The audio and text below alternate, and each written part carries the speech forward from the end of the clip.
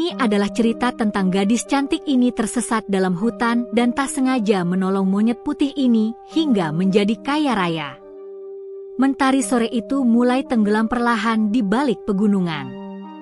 Langit barat memerah seperti bara yang terbakar, sementara kabut tipis turun dari arah hutan yang dikenal penduduk desa sebagai hutan Wanalingsir, hutan tua yang konon dihuni makhluk halus penjaga alam. Tak ada seorang pun berani masuk terlalu jauh ke sana, kecuali satu orang, Sinta, seorang gadis desa yang cantik dan berhati lembut. Tubuhnya ramping, kulitnya sawo matang bersih, dan mata hitamnya memancarkan ketulusan. Tapi di balik kecantikan itu, Sinta memikul beban berat.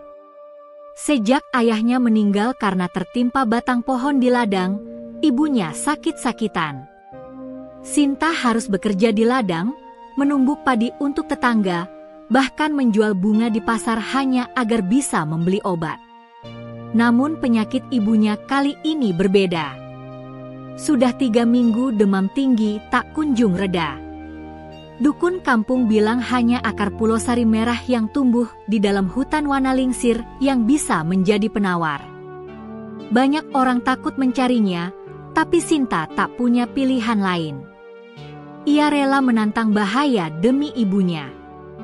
Pagi tadi, sebelum berangkat, sang ibu sempat menggenggam tangan Sinta dengan mata basah. "Nak, jangan terlalu jauh. Kalau tidak menemukan akarnya, tak apa. Ibu bisa menahan sakitnya. Ibu hanya takut kehilangan kamu." Sinta tersenyum dan menunduk, mencium tangan ibunya. "Ibu jangan khawatir. Sinta cuma ingin mencoba. Kalau Tuhan mengizinkan, pasti Sinta kembali sebelum malam." Namun kenyataan jauh dari harapan. Kini, sore telah berubah menjadi senja, dan senja menjadi gelap. Jalan pulang yang biasanya jelas kini lenyap ditelan kabut. Hutan itu berubah menyeramkan, ranting bergoyang sendiri. Suara burung malam terdengar dari berbagai arah. Sinta memeluk keranjang bambunya erat. Di dalamnya tersimpan beberapa akar obat, tapi belum ada pulau sari yang ia cari. Langkahnya terseret. Kakinya lecet. Angin malam bertiup dingin menusuk kulit. "Ya Tuhan," gumamnya, Sinta tidak tahu arah. Kenapa jalan pulang tidak terlihat? Ia berhenti di tepi sungai kecil yang airnya berkilau di bawah cahaya bulan sabit. Di seberang sungai, kabut tampak lebih pekat, seperti dinding putih yang menelan segala bentuk. Sinta mencoba menenangkan diri. Ia menengadah, berdoa lirih. Tapi tiba-tiba terdengar suara ranting patah di belakangnya. Sinta menoleh cepat. Tak ada siapapun. Hanya bayangan pepohonan bergoyang.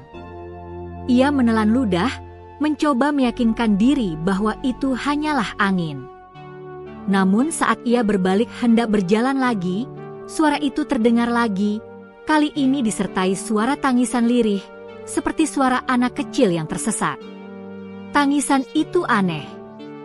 Kadang jauh, kadang dekat. Kadang terdengar jelas, kadang seolah tenggelam. Sinta berdiri kaku. "Apa mungkin ada anak kecil tersesat sepertiku?" pikirnya. Ia tahu banyak cerita tentang roh halus yang meniru suara manusia untuk menyesatkan pengembara, tapi hatinya yang lembut tak tega mengabaikan suara tangisan itu. Ia menggenggam pisau kecil dari pinggangnya, melangkah perlahan mengikuti arah suara. Suara itu membawanya menembus semak lebat dan ranting-ranting berduri. Bajunya robek di beberapa bagian, tapi ia terus maju. Lalu, di balik semak belukar, ia melihat sesuatu yang membuat napasnya tercekat. Seekor monyet berwarna putih bersih terjerat tali baja. Kakinya terluka parah, darah menetes di atas tanah yang lembab. Hewan itu meronta kesakitan, matanya menatap Sinta, bukan seperti tatapan binatang liar, tapi seperti mata makhluk yang paham rasa. "Ya ampun," Sinta menutup mulutnya. Kau terluka." Monyet itu berhenti meronta, hanya menatap Sinta dengan mata sayu. Dalam sorot matanya, ada permintaan tolong. Sinta berlutut, memeriksa jerat itu. Tampak jelas jerat buatan manusia, mungkin dipasang oleh pemburu liar. "Aku akan membantumu, tapi tolong jangan menyerangku, ya?" katanya lembut, suaranya bergetar karena takut. Monyet itu seolah mengangguk pelan. Sinta mengeluarkan pisau kecil dan memotong tali baja itu sedikit demi sedikit. Setiap kali ujung pisau menyentuh kulit monyet, ia berbisik meminta maaf. Akhirnya jerat itu terlepas. Hewan kecil itu jatuh terkulai di tanah, napasnya tersengal, tapi ia tak lagi meronta. Sinta mengambil kain kecil dari keranjang dan mengobati luka itu. Ia basuh dengan air dari bambu kecil yang ia bawa. "Kasihan kamu," katanya sambil mengusap bulu putihnya yang halus seperti kapas. "Pasti sakit sekali, ya?" Monyet itu menatapnya lama, lalu mengeluarkan suara lirih seperti gumaman.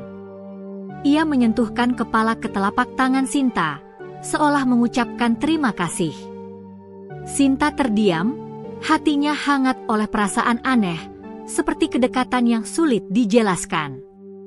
Malam semakin larut. Angin membawa hawa dingin yang menusuk.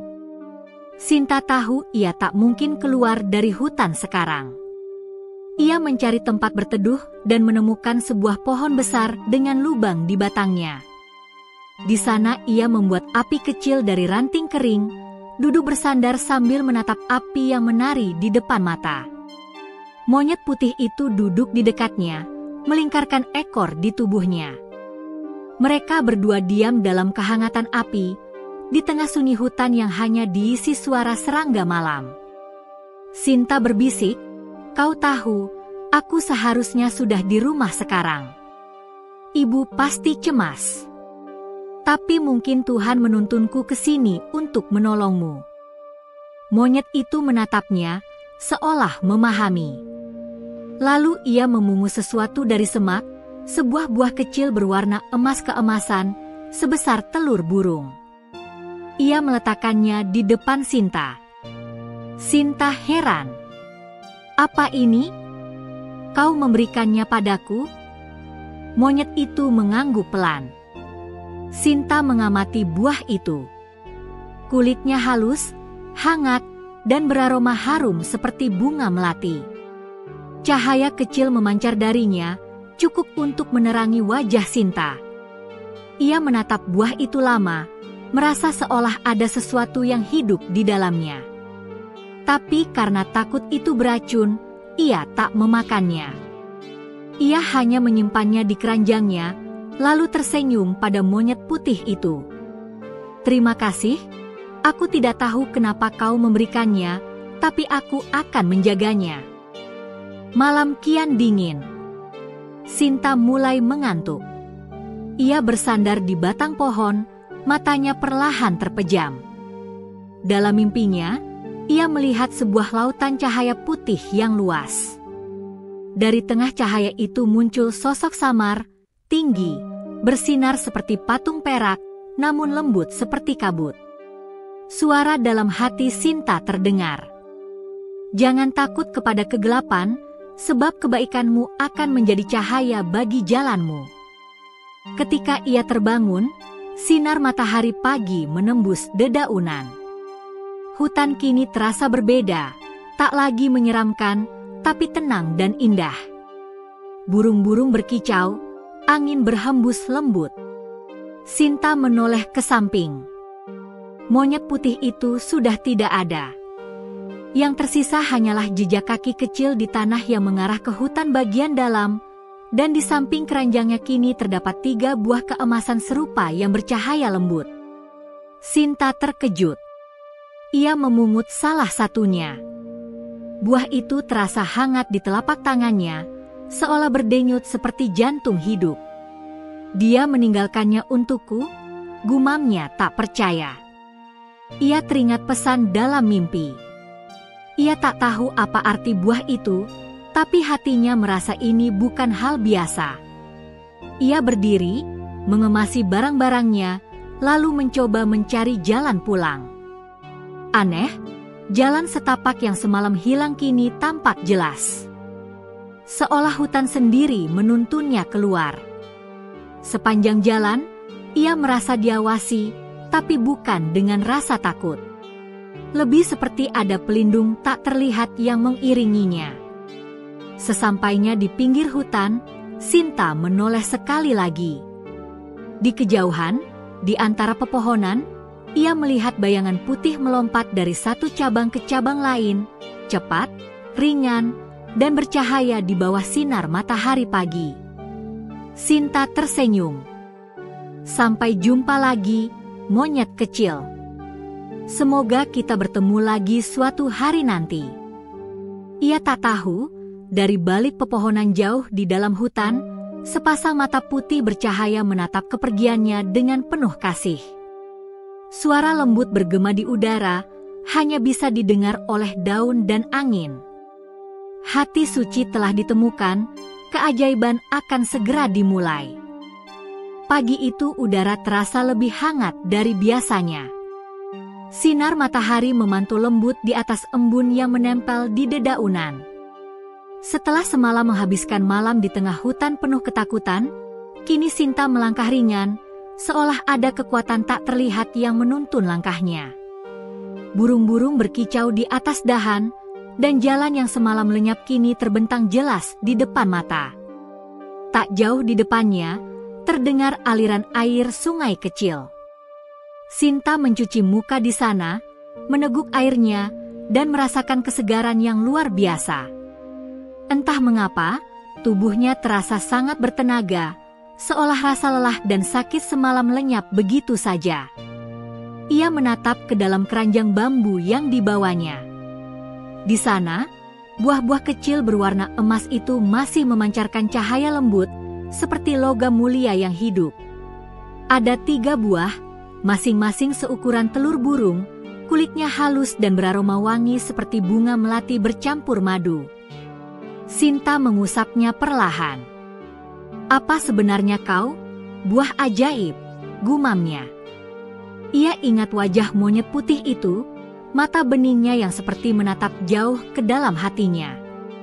Entah kenapa, Sinta yakin bahwa buah ini bukan sembarang buah.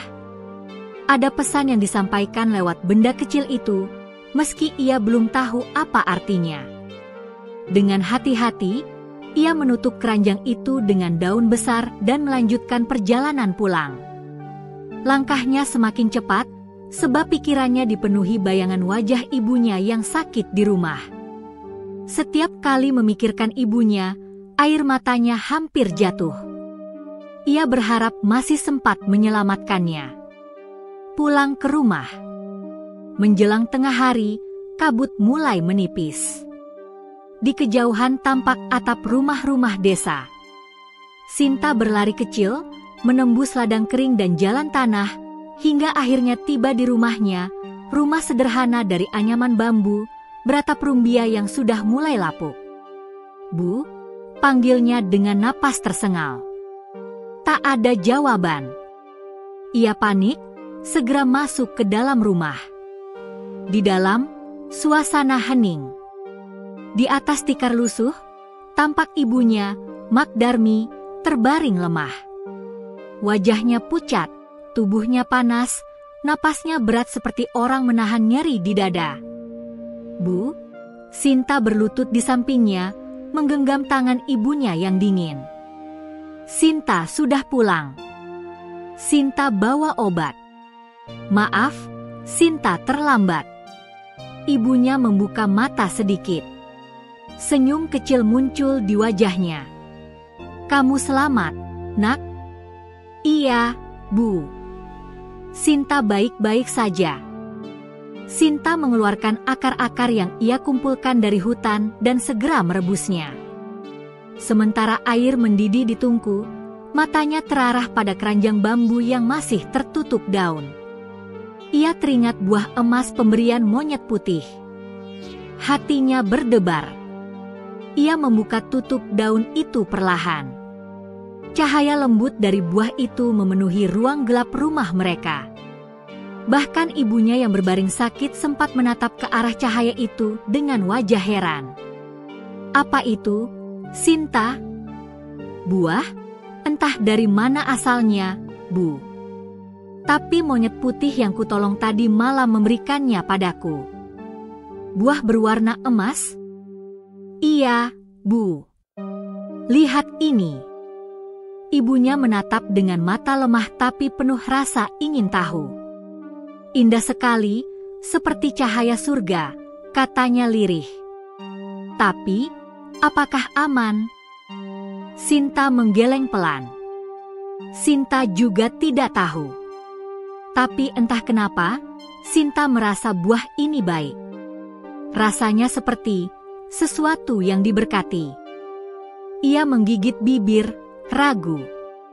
Namun melihat tubuh ibunya yang terus menggigil, ia akhirnya mengambil satu buah dan membelahnya dengan pisau kecil. Anehnya, di dalamnya bukan daging buah seperti biasa, melainkan cairan bening berkilau seperti madu dan mengeluarkan aroma harum yang menenangkan. Ia mengambil sedikit cairan itu dengan sendok bambu dan mendekatkannya ke bibir ibunya. Bu, coba minum ini sedikit, ya. Kalaupun bukan obat, mungkin bisa memberi tenaga. Ibunya menatap mata Sinta. Ada rasa percaya yang tak terucap. Ia membuka mulutnya perlahan dan meneguk cairan itu. Begitu cairan menyentuh lidah, tubuh Mak Darmi bergetar halus. Matanya tertutup rapat, napasnya tertahan, lalu perlahan mengembus panjang, seperti melepaskan beban yang menyesakkan dada. Sinta ketakutan, mengira ibunya pingsan. Bu? Ibu kenapa? Ia mengguncang bahunya. Tapi beberapa detik kemudian, ibunya membuka mata lebar-lebar. Tatapannya jernih, wajahnya yang tadi pucat kini memerah sehat, dan senyum mengembang di bibirnya. Sinta, panasnya hilang. Sakitnya lenyap. Sinta tertegun, matanya membesar. Apa? Ibu sembuh. Ibunya bangkit perlahan, duduk, menggerakkan tangan dan kaki. Iya, tubuh ibu ringan sekali. Seperti tidak pernah sakit. Sinta menatap buah keemasan itu dengan mata berkaca-kaca. Terima kasih, Tuhan. Ini pasti pertolongan MU. Ia menunduk dan menangis di pangkuan ibunya, menangis lega setelah berhari-hari hidup dalam ketakutan kehilangan orang yang paling dicintainya. Keajaiban pertama. Beberapa jam kemudian, hal aneh terjadi. Rumah yang semula kusam dan dipenuhi debu kini tampak bersih seperti baru. Tikar yang lusuh berubah menjadi tikar pandan baru. Bahkan tungku dapur yang tadinya berasap kini menyala dengan api biru jernih tanpa kayu bakar. Sinta menatap sekeliling dengan takjub. Bu, lihat, rumah kita berubah. Mak Darmi hanya bisa menatap tak percaya. Astagfirullah, ini bagaimana bisa?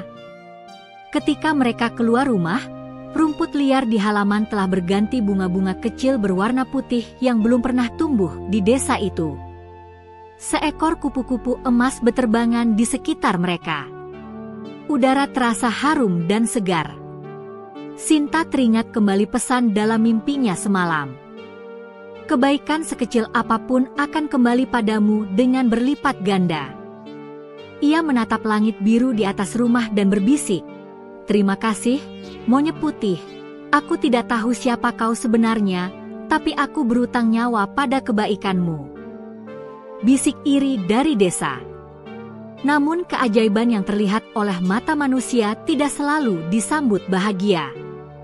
Desa kecil tempat Sinta tinggal penuh dengan orang-orang sederhana, namun sebagian dari mereka menyimpan rasa iri yang besar.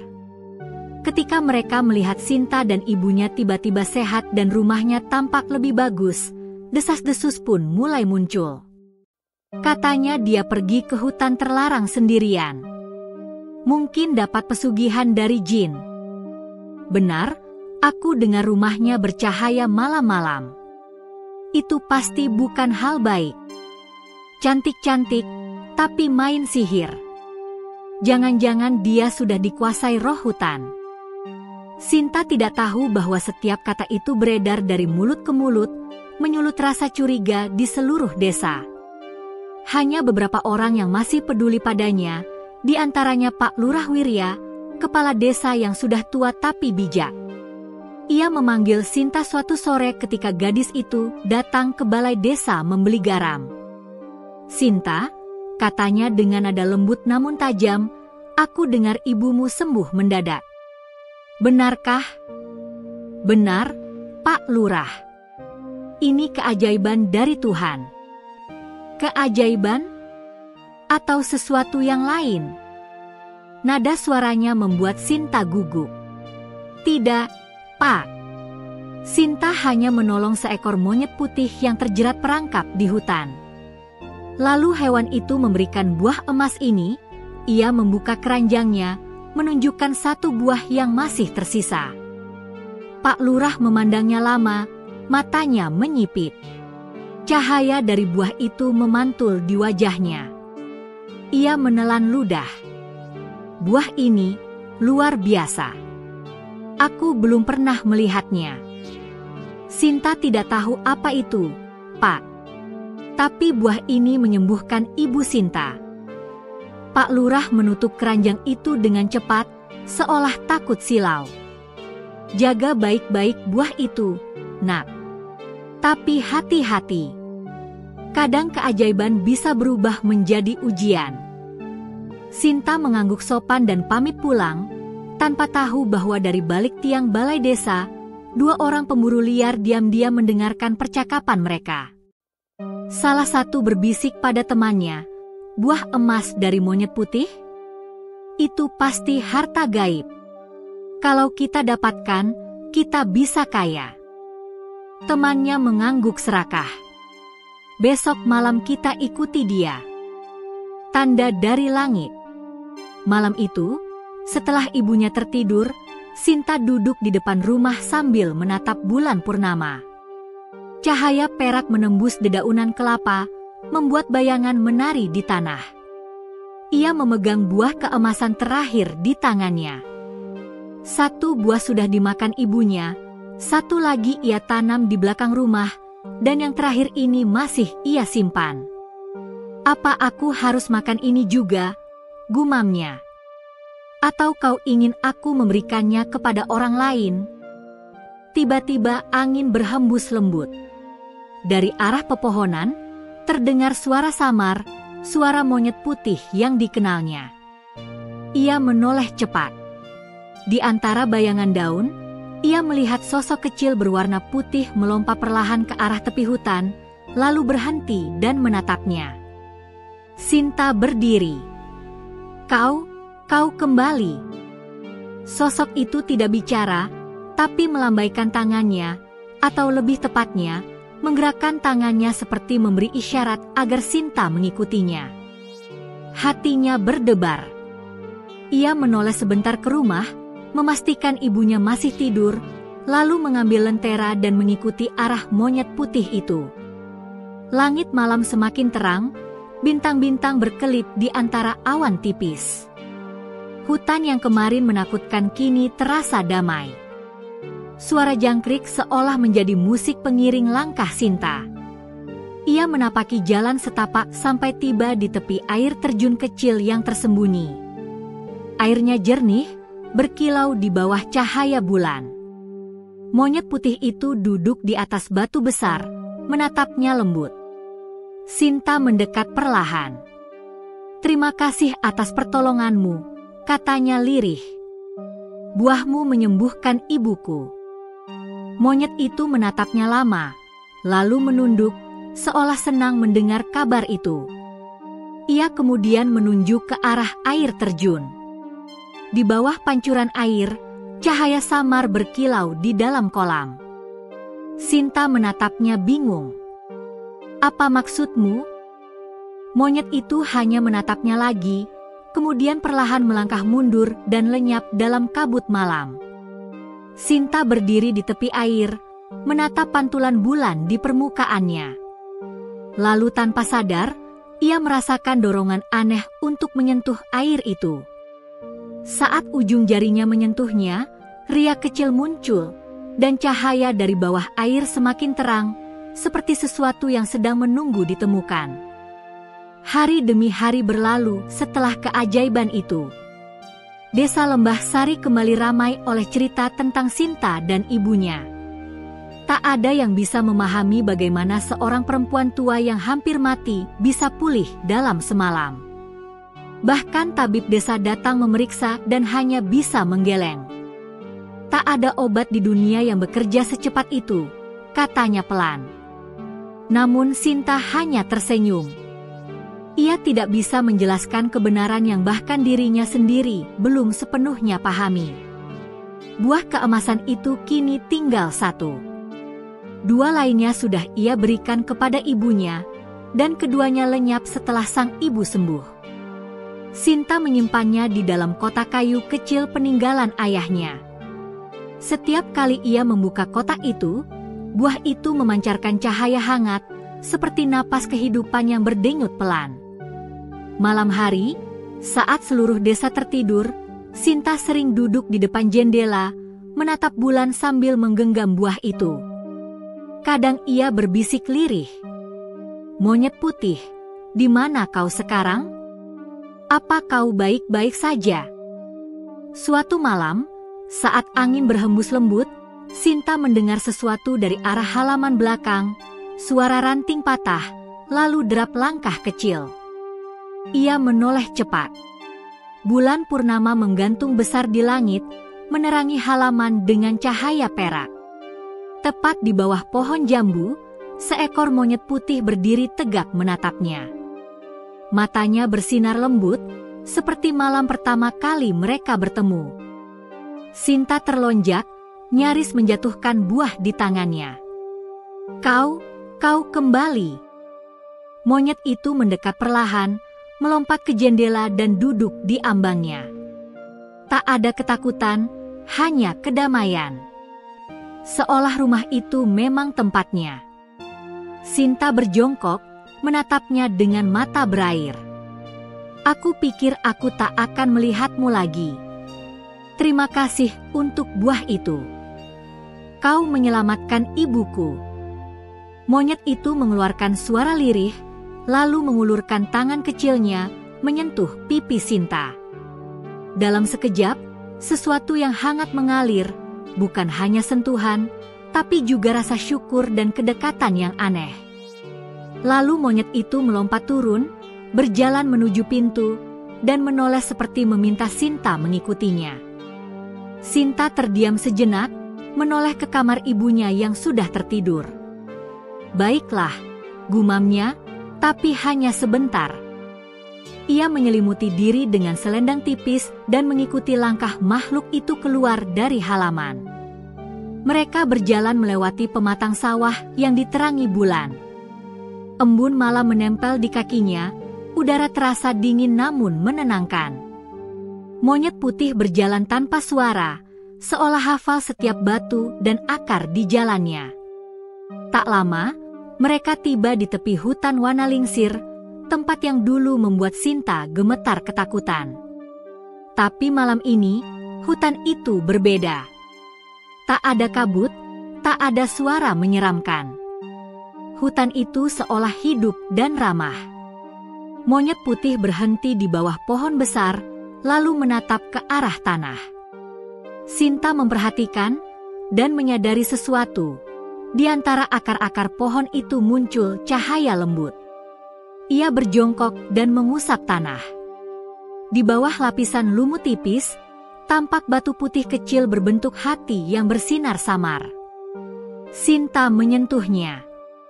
Begitu jari-jarinya menyentuh permukaan batu itu, kilatan cahaya muncul. Dalam sekejap, sekeliling mereka berubah. Hutan yang gelap kini diselimuti cahaya keemasan lembut. Bunga-bunga bermekaran di malam hari, Suara serangga berubah menjadi nyanyian samar. Sinta berdiri dengan mata terbelalak. Apa yang terjadi? Monyet putih menatapnya, lalu, untuk pertama kalinya, berbicara. Suaranya lembut, tenang, seperti suara manusia tapi bergema di dalam hati. Kau tidak bermimpi, Sinta. Aku adalah penjaga hutan ini, dan kau telah menyelamatkanku dari jerat kematian.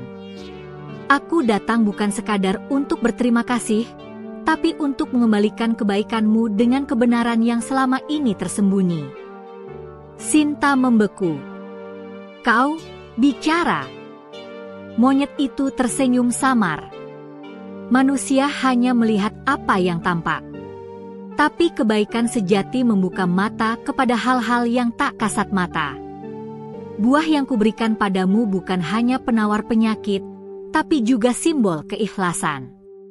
Kini, waktunya kau tahu maknanya. Ia menunjuk ke arah batu putih di bawah pohon.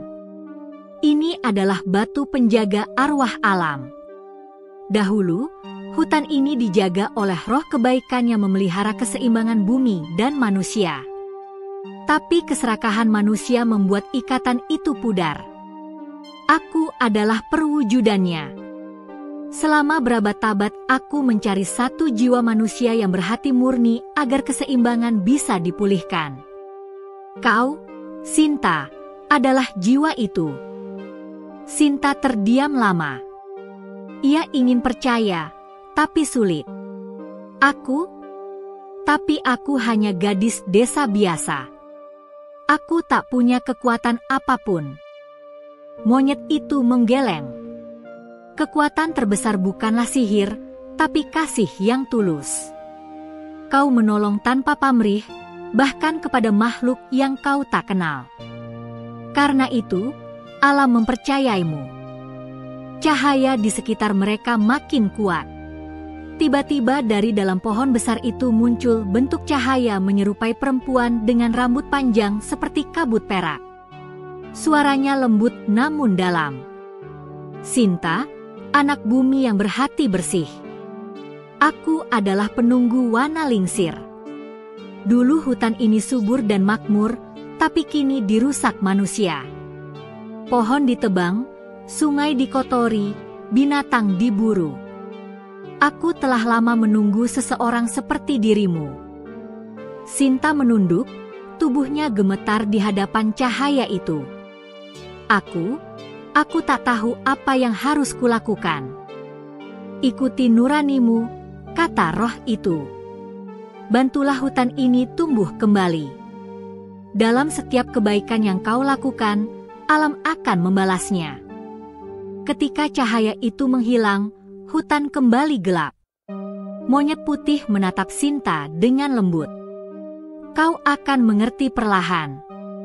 Simpan buah terakhir itu baik-baik. Suatu hari, saat dunia di sekitarmu berubah, kau akan tahu kapan menggunakannya. Sinta hanya bisa mengangguk. Saat ia memejamkan mata sejenak karena silau, monyet putih itu menghilang, hanya menyisakan sehelai bulu putih di tanah. Ia memungut bulu itu dan memegangnya erat. Terima kasih, aku akan menjaga janji ini. Keesokan paginya, Sinta terbangun dengan perasaan aneh, campuran damai dan bingung. Ia keluar rumah dan tertegun melihat sesuatu yang luar biasa. Di belakang rumahnya, tumbuh sebatang pohon jambu raksasa yang tak pernah ada sebelumnya. Batangnya besar, daunnya hijau, dan buahnya berwarna merah muda berkilau seperti kristal. Orang-orang desa berdatangan melihat. Astaga, pohon ini muncul semalam, tanya seorang lelaki. Buahnya indah sekali, seru anak-anak kecil. Sinta menatap pohon itu dengan hati berdebar. Ia tahu ini bukan pohon biasa. Ia memetik satu buah dan membawanya ke dapur. Ketika ia membelahnya, di dalamnya terdapat biji berwarna emas kecil. Ia memegangnya, dan tiba-tiba muncul cahaya lembut. Dalam sekejap, biji itu berubah menjadi butir perhiasan indah. Sinta terdiam. Apakah ini balasan dari alam? Ia tak tahu harus bersyukur atau takut. Tapi ketika ibunya datang melihat, wanita tua itu menatap perhiasan itu dan berbisik, "Nak, mungkin Tuhan sedang menguji kita. Jika ini rezeki, gunakan untuk kebaikan." Sinta mengangguk. Ia membawa perhiasan itu ke pasar kota. Di sana, seorang pedagang kaya hampir ternganga melihatnya. Ia menawar dengan harga tinggi, cukup untuk membuat Sinta dan ibunya hidup berkecukupan selama berbulan-bulan. Namun Sinta tak menggunakannya untuk diri sendiri. Ia membeli obat-obatan untuk orang-orang miskin di desanya, memperbaiki rumah-rumah reot, dan membantu anak-anak yatim belajar membaca. Setiap kali ia melakukan kebaikan, pohon di belakang rumahnya berbuah lebih banyak. Setiap buah yang dipetik selalu membawa keberkahan. Desa Lembah Sari pun berubah. Tanah yang dulu gersang menjadi subur. Sungai yang dulu keruh menjadi jernih. Burung-burung kembali datang. Orang-orang mulai berbisik, Sinta adalah anak yang diberkahi alam. Namun tak semua orang senang. Di ujung desa, seorang saudagar tamak bernama Darmo mendengar kabar itu. Ia menatap arah rumah Sinta dengan mata menyala. Kalau benar ada pohon ajaib itu, gumamnya, maka aku akan memilikinya. Aku tidak peduli caranya. Di malam hari, saat bulan redup, Darmo memerintahkan 2 anak buahnya mengintai rumah Sinta. Dari kejauhan mereka melihat cahaya lembut dari pohon itu. Salah satu dari mereka berbisik, "Tuan, benar. Pohonnya seperti bersinar." Darmo tersenyum licik. "Kalau begitu, besok malam kita ambil semuanya." Sinta tidak tahu bahaya sedang mendekat. Malam itu ia kembali duduk di depan jendela sambil memegang bulu putih pemberian monyet itu. Ia menatap langit dan berbisik, "Monyet putih, aku harap kau masih menjagaku." Angin bertiup lembut, seolah menjawab doanya. Tapi jauh di hutan Wanalingsir, mata monyet putih itu terbuka. Ia menatap langit dan bergumam dengan suara hati, "Ancaman telah datang. Ujian kebaikan akan dimulai." Sejak berita tentang pohon ajaib di halaman rumah Sinta menyebar ke seluruh desa, suasana Lembah Sari tak lagi tenang. Orang-orang datang berbondong-bondong, ingin melihat keajaiban itu dengan mata kepala sendiri. Ada yang datang untuk berdoa, ada pula yang sekadar ingin memetik buah, berharap rezekinya ikut berubah. Sinta menerima mereka dengan ramah. Ia tidak pernah mengusir siapapun. "Kalau kalian mau memetik 1 atau 2 buah, silakan," katanya dengan senyum lembut. "Asal jangan serakah." Namun tanpa sepengetahuannya, sebagian dari mereka menyebarkan kabar berlebihan bahwa Sinta memiliki pohon emas, bahwa setiap buahnya bisa berubah menjadi permata, dan bahwa ia telah menjadi gadis terkaya di seluruh lembah. Kabar itu akhirnya sampai ke telinga Darmo, seorang saudagar kaya yang dikenal tamak dan angkuh. Ia memiliki gudang padi terbesar di desa, tapi selalu menimbun hasil panen untuk dijual mahal saat paceklik. Ia tak pernah puas. Ketika mendengar bahwa seorang gadis miskin kini hidup makmur berkat pohon ajaib, amarahnya berkobar. "Tidak masuk akal," katanya sambil membanting kendi tuaknya ke tanah. "Aku sudah bekerja keras seumur hidup, dan sekarang gadis tak berpendidikan itu bisa kaya dalam semalam? Pasti ada ilmu hitam di baliknya." Anak buahnya, Sardi dan Leman, berusaha menenangkan. "Mungkin memang berkah dari Tuhan, Tuan," kata Leman ragu. "Tuhan," dengus Darmo. "Tuhan memberi kepada siapa yang layak. Aku yang membangun desa ini, bukan dia. Kalau benar pohonnya berbuah emas, aku yang lebih pantas memilikinya. Malam itu, Darmo tak bisa tidur. Ia duduk di beranda rumah besarnya, menatap langit. Bulan terlihat pucat, seperti diselimuti kabut. Suara-suara dalam pikirannya berbisik, ambil pohon itu. Ambil kekayaannya. Dunia selalu memihak yang kuat. Keesokan harinya, ia pergi ke rumah Sinta dengan dalih ingin berkunjung. Ia datang dengan pakaian mewah, membawa sekeranjang buah tangan dan senyum palsu. Sinta menyambutnya sopan. "Selamat datang, Pak Darmo. Ada keperluan apa datang ke rumah sederhana kami?" Darmo tersenyum manis, tapi matanya meneliti pohon besar di belakang rumah Sinta. Daunnya berkilau kehijauan, dan di antara dahan-dahannya tampak puluhan buah merah muda yang bercahaya lembut. "Aku dengar kau kini punya pohon yang luar biasa, Sinta. Pohon ini indah sekali." "Iya, Pak. Pohon ini tumbuh sendiri setelah hujan lebat. Saya juga tak tahu bagaimana." "Luar biasa." Darmo mendekat, menyentuh batangnya. "Boleh aku memetik satu buah?" "Silakan, asal tidak banyak," kata Sinta dengan ramah. Darmo memetik satu buah, menatapnya dengan mata berbinar. Buah itu tampak seperti jambu biasa, tapi kulitnya berkilau lembut. Saat ia remas, kulitnya mengeluarkan aroma harum dan semburat cahaya. Darmo tertegun. Ia bisa membayangkan berkarung-karung buah seperti itu di gudangnya, ditukar dengan emas dan perhiasan di kota. "Sinta," katanya kemudian, "kau gadis baik, dan aku ingin membantu. Pohon seperti ini butuh penjagaan.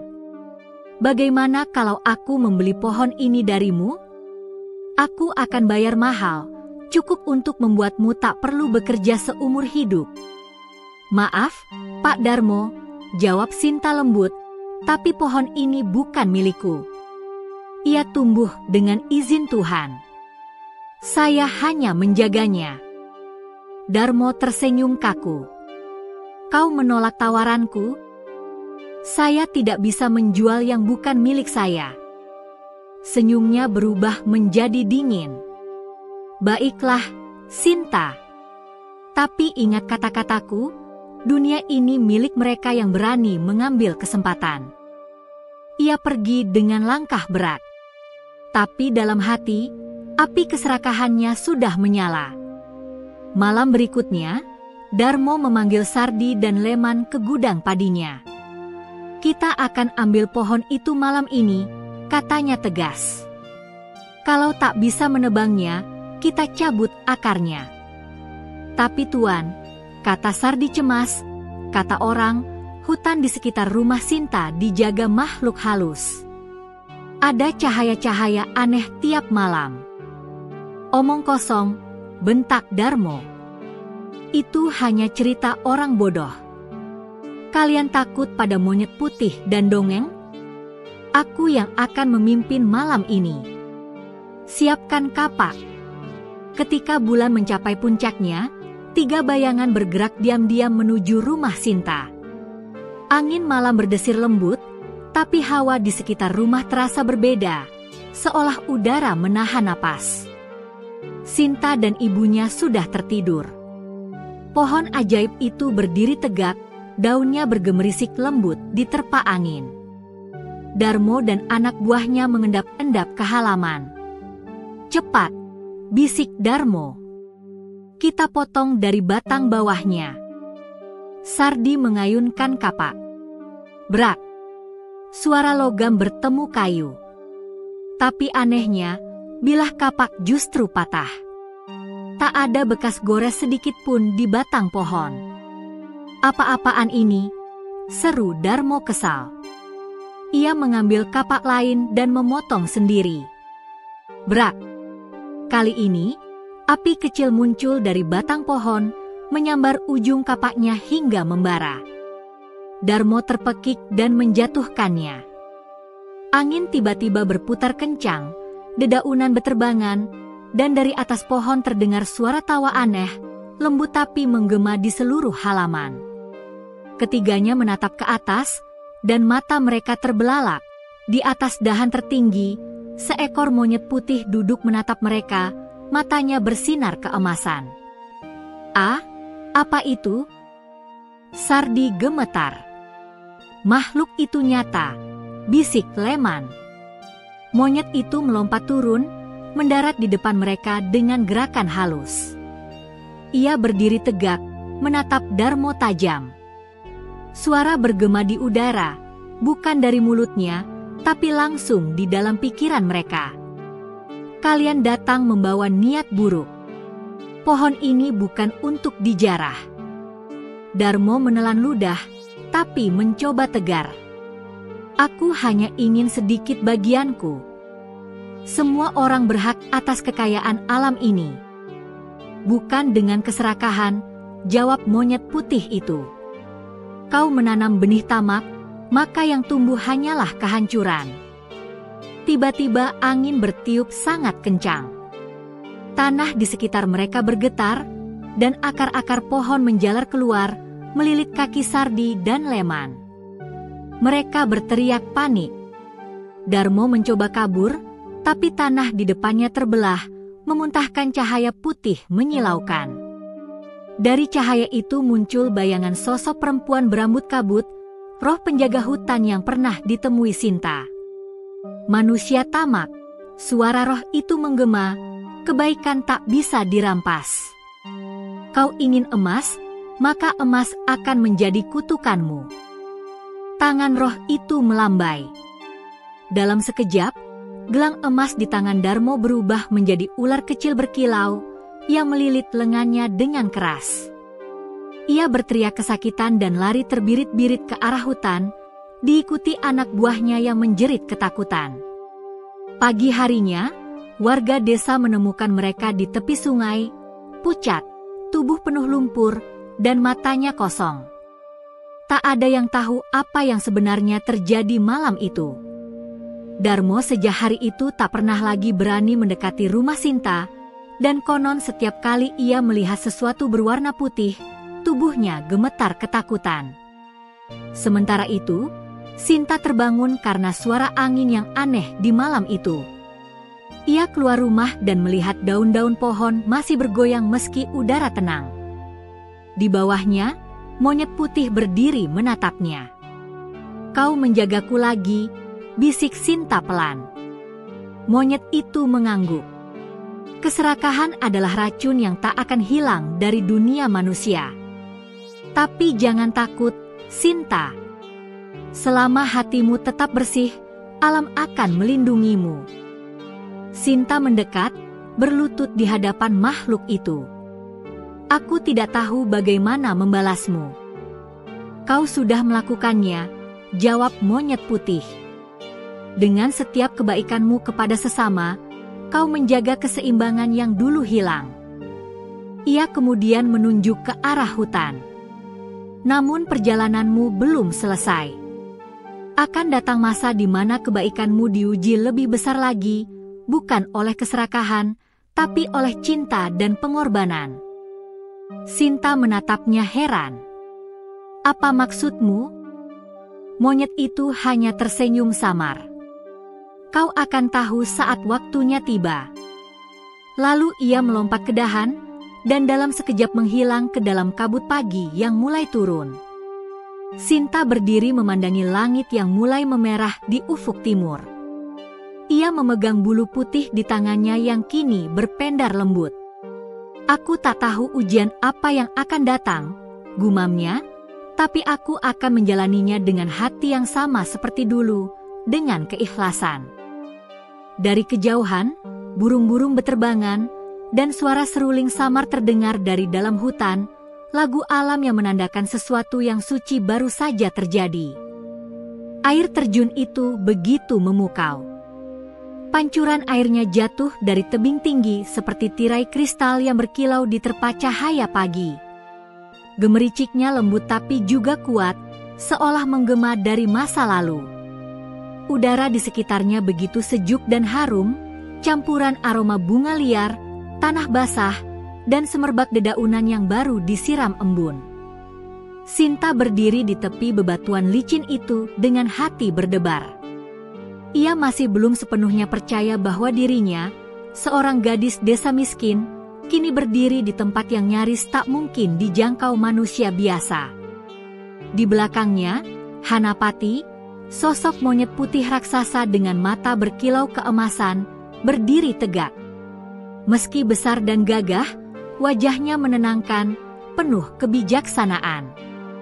"Anak manusia berhati suci," ujar Hanapati dengan suara dalam namun lembut, "di bawah air terjun ini tersimpan sesuatu yang hanya dapat ditemukan oleh mereka yang menolong tanpa pamrih. Ambillah, tapi ingatlah pesan hutan, jangan tamak, jangan sombong, dan jangan lupakan asalmu."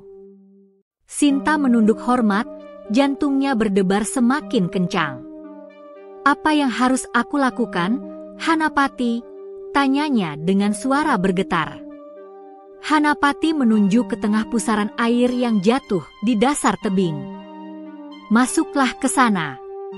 Di bawah batu besar itu ada sebuah peti kayu tua. Ambil secukupnya, dan kembalilah sebelum matahari menutup hari." Mendengar itu, Sinta ragu. Air terjun itu cukup deras, dan pusarannya tampak dalam. Tapi tatapan mata Hanapati menenangkannya. Ia mengangguk, melepas selendang di leher, lalu perlahan turun ke air. Airnya dingin menusuk kulit, tapi jernih seperti kaca. Dari permukaan, sinar matahari memantul, membuat bayangan berkilau di sekitar tubuhnya. Ia menahan napas, menyelam perlahan, dan benar saja, di balik rimbunan lumut dan akar pohon air, tampak sebuah peti kayu besar yang telah dilapisi karang dan lumut hijau. Dengan susah payah, Sinta menarik peti itu ke permukaan. Peti itu berat, tapi entah mengapa saat ia menyentuhnya, air di sekitarnya seakan membantu mendorong. Ia merasa seolah kekuatan alam ikut menuntun tangannya. Saat peti itu berhasil ia bawa ke tepi batu besar, Hanapati menatapnya penuh arti. "Buka dan lihatlah apa yang telah kau peroleh dari kemurahan hatimu," ujarnya. Dengan jari yang gemetar, Sinta membuka kunci karatnya. Bunyi krek terdengar, dan tutup peti itu perlahan terbuka. Dari dalamnya, cahaya keemasan menyala terang, memantul ke air, ke pepohonan, bahkan membuat udara di sekitarnya terasa hangat. Sinta menatap takjub. Di dalam peti itu berisi emas batangan, permata, kalung mutiara, dan kain kuno yang berkilauan. Namun ada satu benda yang paling menarik perhatiannya, sebuah kalung kecil berbentuk daun, berwarna perak pucat, berbeda dari yang lain. Ia mengambilnya dan memegangnya erat. Kalung itu memancarkan cahaya lembut dan terasa hangat di telapak tangannya. Hanapati tersenyum. "Itu tanda pengingatmu. Sebuah lambang kesetiaan dan hati yang bersih. Bila kau menjaganya, keberkahan tidak akan hilang darimu." Sinta meneteskan air mata bahagia. "Terima kasih, Hanapati. Aku tak tahu bagaimana harus membalas semua ini." "Balaslah dengan kebaikan, bukan dengan ucapan," jawab Hanapati bijak. "Bawalah sebagian untuk keluargamu, gunakan untuk menolong orang-orang yang membutuhkan. Tapi jangan biarkan hatimu dikotori keserakahan manusia." Sinta mengangguk penuh haru. Ia memasukkan beberapa keping emas dan permata ke dalam kain kecil, secukupnya saja, sesuai pesan Hanapati. Lalu ia menatap kembali air terjun yang kini memantulkan cahaya lembut seperti pelangi. Sebelum ia beranjak, Hanapati berjongkok dan menyentuh air di tepi batu. "Bila suatu hari hatimu goyah atau kau terluka oleh dunia, datanglah kembali ke sini. Hutan ini akan mengenal langkahmu." Sinta berlutut, mencium tangan makhluk agung itu. "Aku janji, aku tak akan melupakan pesanmu."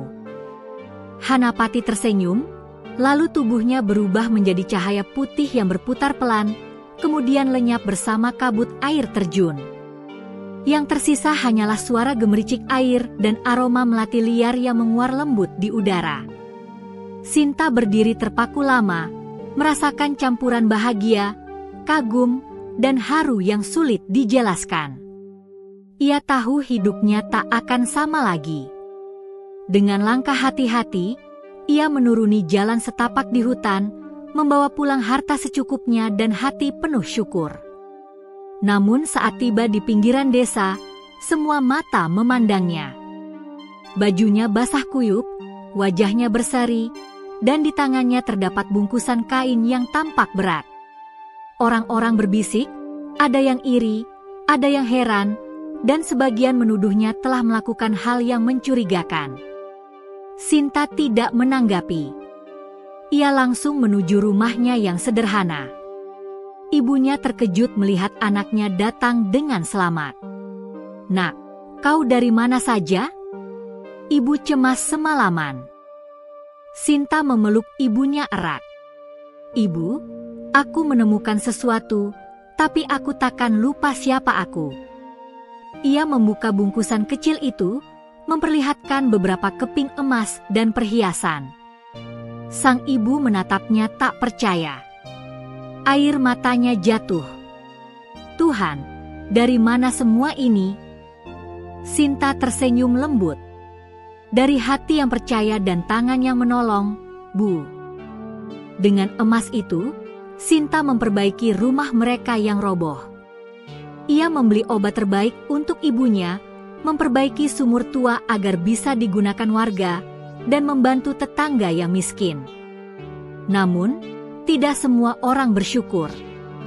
Kabar tentang kekayaan mendadak itu segera menyebar ke seluruh desa. Para tetangga mulai bergunjing, ada yang iri, ada yang menuduhnya mencuri harta kerajaan, dan ada pula yang berusaha mencari tahu rahasianya. Kepala desa, seorang pria tua yang serakah, paling tidak bisa menerima kenyataan bahwa gadis miskin seperti Sinta tiba-tiba hidup berkecukupan. "Tak masuk akal," katanya kepada warga. "Anak miskin seperti itu tak mungkin dapat harta sebanyak itu tanpa ilmu hitam atau persekutuan dengan makhluk halus." Desas-desus itu pun makin liar. Beberapa warga mulai menjauhi Sinta, bahkan anak-anak menolak bermain di dekat rumahnya. Tapi Sinta tidak membalas. Ia hanya tersenyum dan terus membantu siapapun yang datang padanya. Malam hari, setelah semua orang tertidur, Sinta keluar ke halaman belakang. Ia menatap langit, dan di kejauhan tampak kilatan cahaya putih bergerak di antara pepohonan, seperti mata Hanapati yang sedang mengawasinya dari jauh. Ia tersenyum tenang. "Terima kasih, Hanapati," bisiknya pelan. "Aku akan menjaga kepercayaanmu." Namun, ia tidak tahu bahwa ujian besar sesungguhnya baru akan dimulai. Karena di antara orang-orang yang iri padanya, ada satu sosok yang akan menebar fitnah besar dan mencoba merampas semua yang telah Hanapati titipkan padanya. Dan semua itu akan mengubah perjalanan hidup Sinta selamanya. Hari-hari berlalu dengan damai bagi Sinta dan ibunya. Rumah mereka kini berdiri kokoh di pinggir desa dengan atap yang baru dan dinding kayu yang wangi karena masih segar dipahat. Setiap pagi, Sinta menyapu halaman sambil bersenandung, sementara ibunya duduk di beranda menjemur pakaian. Tidak ada lagi tangis kelaparan atau malam-malam gelap tanpa minyak pelita. Namun, di balik ketenangan itu, ada mata-mata yang mengintai. Di rumah besar milik kepala desa, Pak Wiryo, pembicaraan tentang Sinta menjadi topik hangat. Lelaki itu dikenal rakus dan tamak. Wajahnya keras, kumisnya tebal, dan matanya selalu menyipit setiap kali membicarakan sesuatu yang mengandung aroma uang. Bagaimana mungkin gadis miskin seperti itu bisa tiba-tiba kaya, geram Pak Wiryo di depan istrinya, Bu Ratmi. Seminggu lalu rumahnya reot, sekarang berdiri rumah baru. Dari mana datangnya emas itu? Istrinya menatapnya cemas. Kata orang, ia menemukan emas di hutan. Mungkin Tuhan menolongnya. Omong kosong, bentak Wiryo. Aku tahu gadis itu sering berkeliaran di hutan larangan. Jangan-jangan dia bersekutu dengan makhluk halus. Dengan monyet putih itu. Hahaha, sekarang semua warga mengaguminya, bahkan datang minta tolong padanya. Aku tak bisa diam. Di luar rumah besar itu, 2 orang pengikutnya, Sargo dan Tapa, pemburu bayaran, diam-diam mendengarkan. Mereka tahu betapa besar ambisi kepala desa. Jika ia menginginkan sesuatu, ia akan mendapatkannya, tak peduli caranya. Malam itu, mereka mendapat perintah, mengintai Sinta, mencari tahu dari mana datangnya kekayaannya, dan bila perlu, mencuri emas itu. Di rumahnya, Sinta merasakan angin malam yang aneh. Daun-daun berguguran, dan suara jangkrik seperti berhenti sejenak. Ia menatap keluar jendela dan melihat 2 bayangan samar bersembunyi di balik semak. Namun, saat ia membuka pintu, bayangan itu lenyap. "Ibu," katanya pelan, "aku merasa ada yang memperhatikan kita." Ibunya tersenyum lembut. "Mungkin hanya perasaanmu, Nak. Dunia memang iri pada mereka yang diberi cahaya." Sinta mengangguk, meski hatinya tak tenang. Malam itu ia berdoa lebih lama dari biasanya. Ia memegang kalung daun perak pemberian Hanapati dan berbisik, "Lindungilah kami, wahai penjaga hutan." Keesokan paginya, 2 pemburu suruhan Pak Wiryo datang ke rumah Sinta berpura-pura meminta air. "Kami haus, enduk." "Boleh minta seteguk?" kata Sargo dengan nada sopan. Sinta, seperti biasa, ramah dan tulus. Ia mempersilakan mereka duduk dan mengambil air dari kendi. Tapi saat ia kembali, matanya sempat menangkap sesuatu. Sargo melirik ke dalam rumah, menatap lemari tempat ia menyimpan bungkusan kecil berisi emas dari Hanapati. Setelah mereka pergi, Sinta segera memeriksa. Lemari itu masih terkunci, tapi ia tahu bahaya mulai mendekat. Di balai desa, Pak Wiryo menunggu dengan senyum licik. Sargo dan Tapa datang membawa kabar. "Kami tak menemukan banyak emas, Pak," kata Sargo, "tapi memang ada perhiasan di lemari kayu itu. Mungkin masih ada yang lain disembunyikan di tempat lain." Pak Wiryo mengetuk meja keras-keras. "Bagus. Malam nanti kita datangi rumahnya. Tapi jangan pakai kekerasan dulu. Aku akan menggunakan hukum untuk menekannya. Katakan pada warga, gadis itu mencuri harta kerajaan dari hutan larangan. Sebar kabar itu." Dan begitulah fitnah itu dimulai. Dalam sehari, gosip menyebar seperti api. Katanya Sinta menemukan emas dari makhluk halus. Ada yang bilang dia memuja kera putih di hutan. Wah, hati-hati, jangan sampai rumahnya bawa sial. Sinta hanya bisa menunduk setiap kali lewat pasar.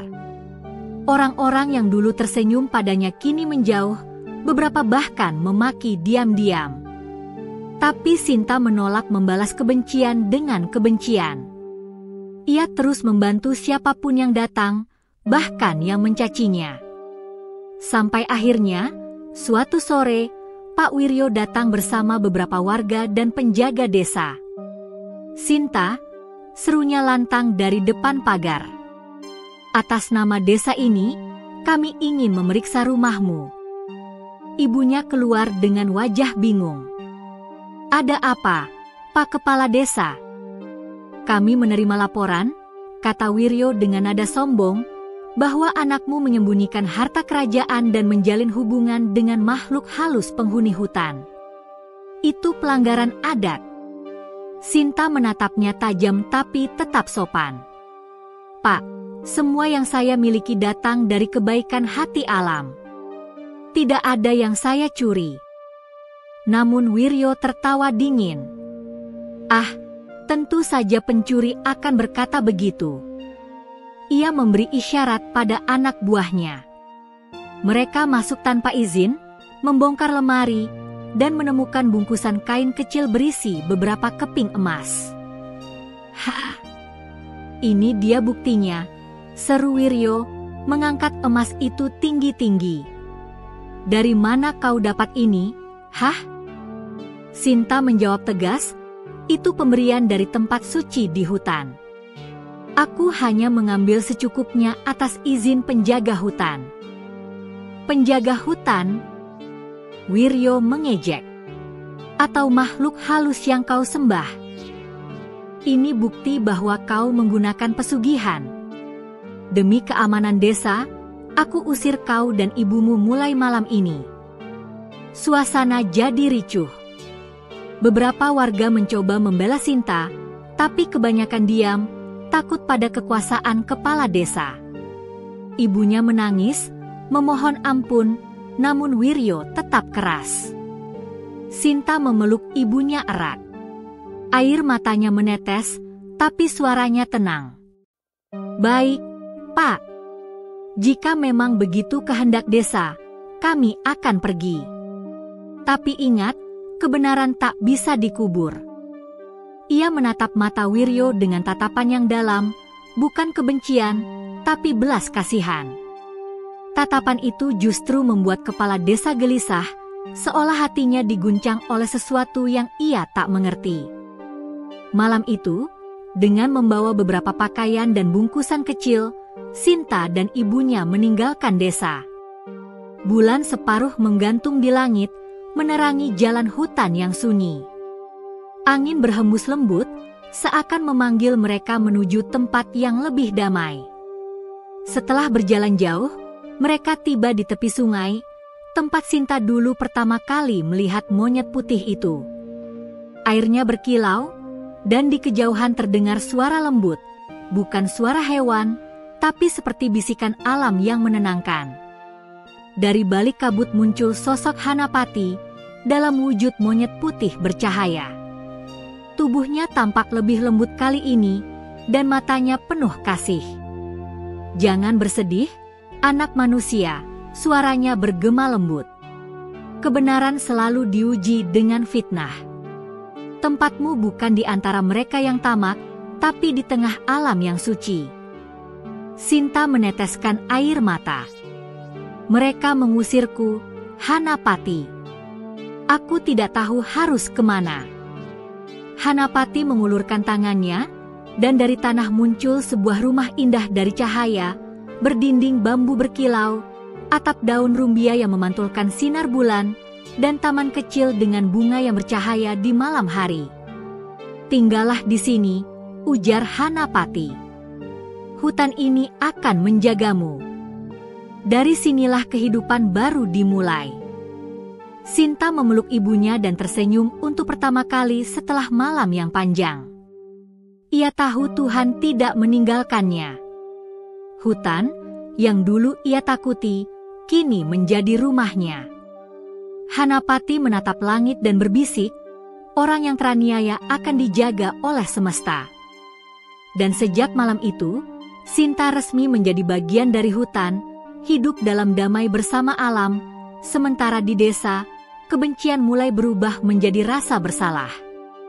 Tapi belum ada yang tahu bahwa keberkahan besar baru saja berakar di tempat persembunyian Sinta. Malam perlahan berganti pagi. Embun menetes dari ujung daun, dan matahari pertama muncul dari balik pepohonan, menebarkan cahaya lembut ke rumah mungil Sinta yang kini berdiri di tengah hutan. Rumah itu tampak ajaib. Dindingnya terbuat dari bambu putih yang memantulkan cahaya matahari pagi, atapnya dari daun rumbia yang selalu tampak segar meski hujan deras, dan di sekelilingnya tumbuh bunga-bunga berwarna keemasan yang mekar hanya saat fajar tiba. Sinta terbangun dari tidurnya, diselimuti ketenangan yang belum pernah ia rasakan sebelumnya. Udara di sekitar terasa sejuk, seperti diselimuti doa.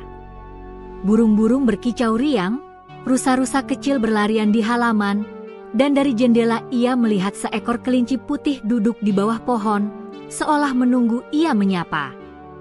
"Ibu, lihatlah," katanya pelan sambil tersenyum. "Alam di sini seolah hidup bersama kita." Ibunya bangun dan menatap sekitar dengan takjub. "Tempat ini seperti surga kecil, Nak. Tak ada yang perlu kita takutkan di sini."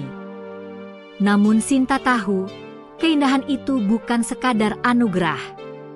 Ia merasa tempat itu menyimpan kekuatan besar, sesuatu yang mengalir dari tanah, air, dan udara. Ia ingat pesan Hanapati malam sebelumnya, tempat ini akan menjadi sumber kehidupan baru jika hatimu tetap bersih. Hari-hari berlalu dengan damai. Sinta dan ibunya menanam sayur-sayuran di kebun kecil belakang rumah. Ia juga membuat sumur di dekat sungai, seperti kebiasaan orang desa. Namun saat ia menggali tanah, ia menemukan sesuatu yang berbeda. Tanahnya harum seperti dupa, dan setiap kali air sumur itu mengalir, keluar kilauan lembut seolah bercampur cahaya. Awalnya ia pikir itu hanya pantulan sinar matahari, tapi saat ia menciduk air itu dan meminumnya, tubuhnya terasa ringan, hangat, dan segar luar biasa. Bahkan ibunya yang sempat batuk-batuk selama beberapa hari langsung sembuh setelah minum seteguk air itu. "Air ini bukan air biasa," kata ibunya penuh haru. Sinta mengangguk perlahan. Mungkin inilah berkah dari Hanapati. Allah menyalurkan kasih-Nya melalui air ini. Sejak hari itu, sumur itu menjadi pusat kehidupan mereka. Sinta memberi air itu kepada hewan-hewan hutan, dan anehnya, setiap hewan yang terluka sembuh dengan cepat. Seekor rusa yang kakinya pincang karena terjerat perangkap manusia, pulih hanya dalam semalam setelah minum air itu. Bahkan bunga-bunga di sekitar rumah tumbuh 3 kali lebih cepat dari biasanya. Suatu sore, ketika matahari mulai condong ke barat, datanglah seorang kakek tua dari arah hutan lebat. Rambutnya putih, pakaiannya robek, dan wajahnya letih. Ia tersesat berhari-hari tanpa makanan. Sinta menolongnya dengan memberi air dan makanan sederhana. "Terima kasih, Nak," kata kakek itu lirih. "Air yang kau beri ini seperti air surga." Badanku yang tua ini terasa segar kembali. Sinta tersenyum ramah. "Itu bukan karena aku, Kek. Itu karena kebaikan alam." Kakek itu menatap Sinta lama, lalu tersenyum bijak. "Kau gadis yang luar biasa. Ingatlah, Nak, siapapun yang memelihara kebaikan akan dipelihara pula oleh dunia." Tanpa disangka, setelah minum air itu, kakek tersebut berjalan pulang dengan tubuh yang jauh lebih bugar. Ia bercerita kepada warga desa tentang gadis berhati suci yang tinggal di hutan dan memiliki air penyembuh dari bumi Tuhan. Kabar itu menyebar cepat seperti angin. Orang-orang yang dulu menghina Sinta kini penasaran. Beberapa dari mereka diam-diam datang ke hutan, menelusuri jejak sungai hingga menemukan rumah kecil bercahaya di tengah pepohonan. Ketika mereka tiba, mereka mendapati Sinta sedang memberi makan burung-burung dan memandikan seekor rusa kecil di dekat sumur. Ia tampak begitu damai, bagai penjaga alam. "Apakah benar air di sini bisa menyembuhkan?" tanya salah satu warga dengan suara ragu. Sinta hanya tersenyum. "Air ini hanya air, Pak. Tapi bila kau percaya pada kasih Tuhan dan tidak berbuat jahat, air ini akan menjadi berkah." Ia mengambil seember kecil air dan memberikannya pada mereka. Beberapa dari mereka meminumnya, Dan benar, penyakit kulit yang lama tak sembuh hilang dalam sekejap. Anak kecil yang demam tinggi tiba-tiba bisa berdiri dan tertawa kembali. Orang-orang menangis haru. Mereka bersujud di hadapan Sinta, tapi Sinta menegur lembut, "Jangan sujud padaku. Sujudlah pada Yang Maha Kuasa yang telah menitipkan kasih-Nya lewat alam." Sejak hari itu, tempat tinggal Sinta dijuluki Sendang Hanapati, dan orang-orang mulai berdatangan dari desa-desa jauh untuk mencari kesembuhan. Namun Sinta tidak pernah meminta bayaran. Ia selalu berkata, "Aku tidak menjual anugerah. Aku hanya membagikan kasih." Semakin banyak orang datang, semakin banyak pula hewan yang berdatangan. Burung, rusa, bahkan harimau yang jinak sering duduk di tepi sumur tanpa mengganggu siapapun. Alam seolah menjadi satu kesatuan di bawah naungan gadis itu. Ibunya sering berkata dengan mata berkaca, "Nak, Tuhan benar-benar memilihmu. Kau bukan lagi anak desa biasa. Kau penjaga keseimbangan." Sinta menunduk rendah. "Aku hanya manusia, Bu. Semua ini bukan milikku." Di malam hari, Sinta sering keluar rumah dan duduk di batu besar dekat sumur. Cahaya bulan memantul di air, menciptakan lingkaran keperakan yang indah. Dan di saat-saat tertentu, bayangan monyet putih tampak duduk di seberang, samar tapi nyata. "Hanapati," bisik Sinta, "aku mengikuti pesanmu. Aku menolong siapapun tanpa pamrih." Dari dalam kabut, terdengar suara lembut bergema. "Dan karena hatimu tidak berubah, dunia akan menunduk padamu dengan hormat. Tapi hati-hati, Sinta. Di balik kedamaian, masih ada bayangan iri yang menunggu kesempatan." Suara itu menghilang, tapi kata-katanya tertinggal di hati Sinta. Ia tahu apa maksud Hanapati, bahwa kepala desa, Pak Wiryo, belum berhenti memikirkan cara untuk merampas kekuatan yang kini dimilikinya. Beberapa minggu kemudian, keajaiban air itu semakin dikenal. Orang dari luar daerah datang membawa kendi, berharap membawa pulang air dari Sendang Hanapati. Ada yang sembuh dari penyakit berat, ada pula yang mengaku hidupnya berubah setelah meminumnya. Sinta menjadi simbol harapan. Namun meski demikian, ia tetap hidup sederhana, makan dari hasil kebunnya, tidur di tikar pandan, dan mengenakan pakaian dari kain tenun buatan ibunya. Tak ada kemewahan, hanya ketenangan yang dalam. Tapi di kejauhan, di menara rumah besar kepala desa, Pak Wiryo menatap ke arah hutan dengan pandangan murka. Ia mendengar kabar bahwa orang-orang mulai meninggalkannya, lebih percaya pada Sinta. Pajak desa menurun, wibawanya hilang. Ia menggertakkan giginya dan berujar kepada pengikutnya, "Kalau benar air itu memberi kekuatan, maka aku akan memilikinya. Aku akan tangkap monyet putih itu dan kuperas rahasianya.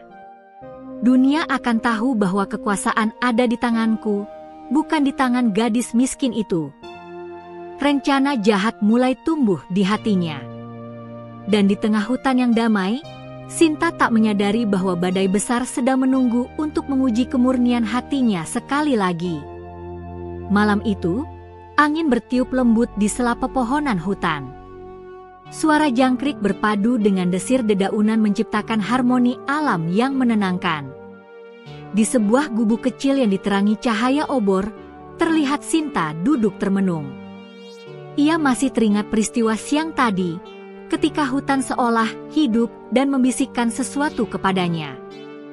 "Jangan takut, Sinta," bisikan itu bergema di benaknya, suara yang begitu halus, nyaris seperti suara ibunya dulu sebelum meninggal. Tapi Sinta tahu, itu bukan suara manusia. Itu suara dari sesuatu yang lebih besar. Monyet putih, yang kini ia panggil Laka, duduk di sampingnya sambil memegang buah pisang hutan. Tatapan matanya lembut, seakan mengerti kebingungan Sinta. "Laka," bisik Sinta pelan, "kenapa hutan ini terasa aneh?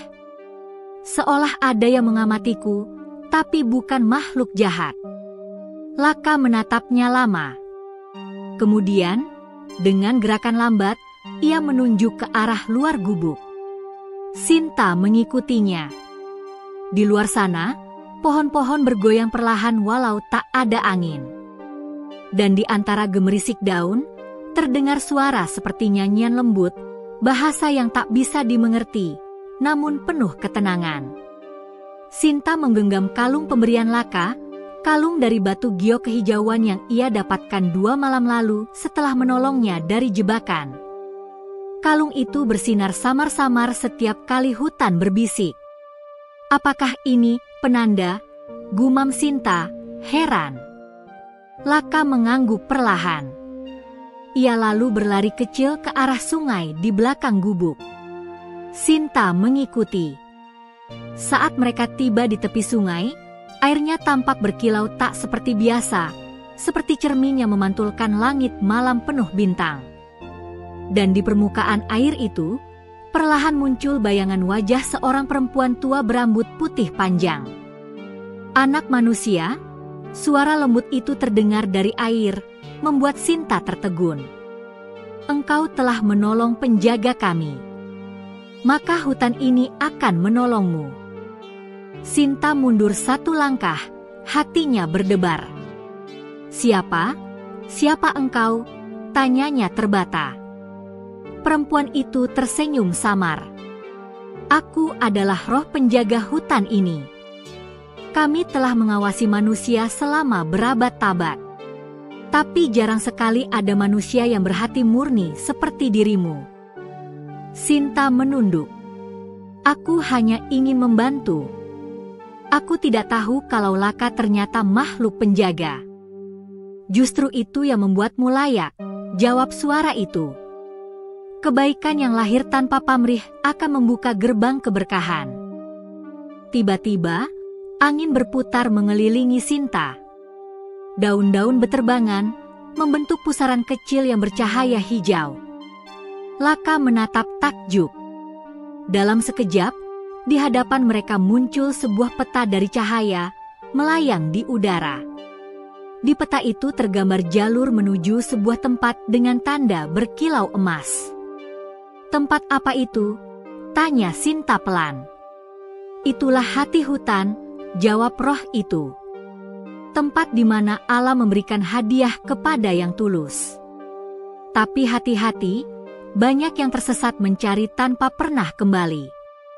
Ikutilah cahaya giok di kalungmu, ia akan menuntunmu."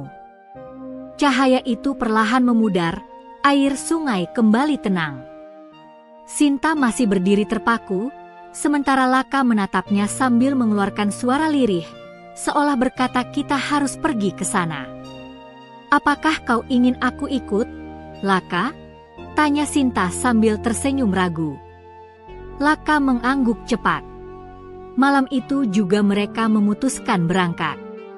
Sinta membawa obor, sementara Laka memanjat di pundaknya, menunjuk arah sesuai cahaya dari kalung. Mereka berjalan melewati jalur-jalur hutan yang semakin gelap. Sesekali terdengar suara lolongan serigala dari kejauhan. Namun setiap kali ketakutan mulai menyelimuti, cahaya kalung Sinta makin terang, seperti menenangkan hatinya. Beberapa jam kemudian, mereka tiba di kawasan yang aneh. Pohon-pohon di sana tumbuh bengkok, akarnya menjalar seperti ular, dan kabut tebal menyelimuti tanah. Di tengah kabut itu, terdengar suara berbisik lagi, tapi kali ini lebih keras, seperti banyak suara yang berbicara bersamaan. Berhenti di situ, manusia. Sinta menatap ke sekeliling. Dari balik kabut, muncul makhluk-makhluk kecil berbentuk seperti manusia mini bersayap, para penunggu kabut. Mereka berjumlah puluhan, menatap Sinta dengan mata menyala hijau. "Kami tahu siapa kau," kata salah satu dari mereka. "Kau ingin menuju hati hutan, tapi tidak mudah melewati kami. Sinta menatap mereka dengan tenang walau jantungnya berdetak cepat.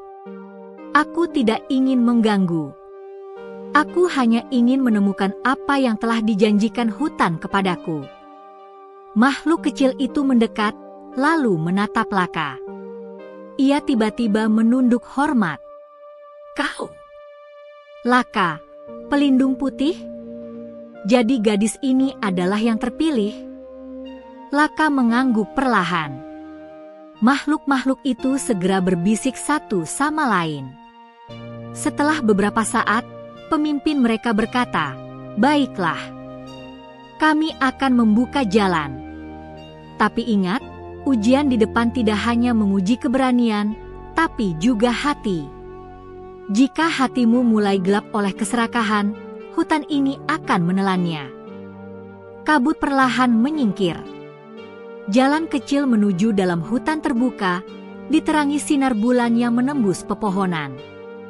Sinta melangkah pelan, sementara Laka menatapnya dengan pandangan bangga. Ia tahu, gadis manusia ini bukan orang biasa. Ada sesuatu dalam dirinya, cahaya yang belum pernah dimiliki manusia lain yang datang ke hutan itu. Dan di kejauhan, samar-samar terlihat pohon raksasa berakar seperti gunung, berkilau keemasan di tengah kabut. Itulah hati hutan, tempat rahasia yang akan mengubah nasib Sinta untuk selamanya. Namun ia belum tahu bahwa di balik keindahan itu, bahaya besar telah menantinya. Langit mulai kelabu ketika Sinta dan Laka melangkah semakin dalam menuju jantung hutan.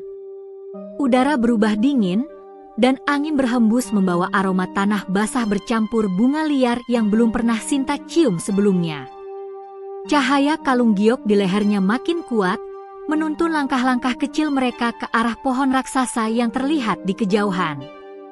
Apakah itu hati hutan yang dimaksud roh penjaga? Gumam Sinta, matanya terpaku pada pancaran cahaya emas dari akar pohon yang menjulang seperti dinding raksasa. Laka mengangguk pelan, lalu memanjat ke bahu Sinta sambil menepuk pundaknya, tanda agar ia tetap tenang. Namun sebelum mereka tiba, tanah di bawah kaki Sinta bergetar halus. Daun-daun berjatuhan dari atas, dan suara gemuruh perlahan terdengar dari arah depan. Sekejap kemudian, tanah di depan mereka retak membentuk celah besar. Dari celah itu muncul sosok batu besar menyerupai manusia dengan mata hijau menyala. Manusia berhati lembut. Suara berat itu menggema. Untuk mencapai hati hutan, engkau harus melewati 3 ujian. Tak seorang pun boleh melangkah tanpa membuktikan kemurnian hatinya. Sinta menelan ludah. 3 ujian, ulangnya. Raksasa batu itu mengangguk. Keberanian, kejujuran, dan keikhlasan. Jika kau gagal pada satu saja, hutan ini akan menelammu. Laka menatap Sinta, lalu menggenggam jemarinya dengan tangan mungilnya. Seolah berkata, "Aku bersamamu, jangan takut." Sinta mengangguk tegas. "Baik, aku siap." Herba ujian pertama. Keberanian. Tanah di sekeliling mereka berubah. Tiba-tiba, Sinta berdiri di tengah hutan gelap gulita. Tak ada cahaya, tak ada Laka. Ia sendirian. Angin berdesir pelan, lalu dari balik kegelapan terdengar suara mengerikan, lolongan panjang seperti serigala lapar. "Laka," panggilnya, tapi tak ada jawaban. Langkah-langkah berat mendekat. Sinta melihat sepasang mata merah menyala dalam kegelapan. Seekor serigala hitam sebesar kerbau muncul, bulunya seperti asap yang bergerak. Ia menggeram, memperlihatkan taring tajam. Sinta mundur pelan, jantungnya berdetak cepat. Namun kalung giok di lehernya tiba-tiba berkilau, menenangkan hatinya. Ia teringat kata-kata roh hutan, keberanian bukan berarti tanpa rasa takut, tapi tetap melangkah walau takut. Dengan napas gemetar, Ia berdiri tegak dan berteriak, "Aku tidak akan lari. Aku datang bukan untuk melawan, tapi untuk membuktikan hatiku." Serigala itu berhenti. Tatapannya berubah lembut, tubuhnya perlahan menjadi kabut dan menghilang. Suara raksasa batu kembali terdengar di sekelilingnya. "Engkau telah lulus ujian keberanian. Sekarang, hadapilah yang kedua, kejujuran." Pohon ujian kedua, kejujuran. Tiba-tiba, pemandangan berubah. Sinta kini berdiri di depan sebuah rumah sederhana, rumah masa kecilnya. Di depan rumah itu, tampak ibunya sedang duduk menenun. Suara lembut ibunya menggema, "Sinta, anakku, kau sudah pulang?" Air mata menetes di pipi Sinta. "Ibu." Ia berlari memeluk wanita itu. Tubuhnya hangat, seperti nyata. Sang ibu tersenyum. "Aku rindu padamu, Nak.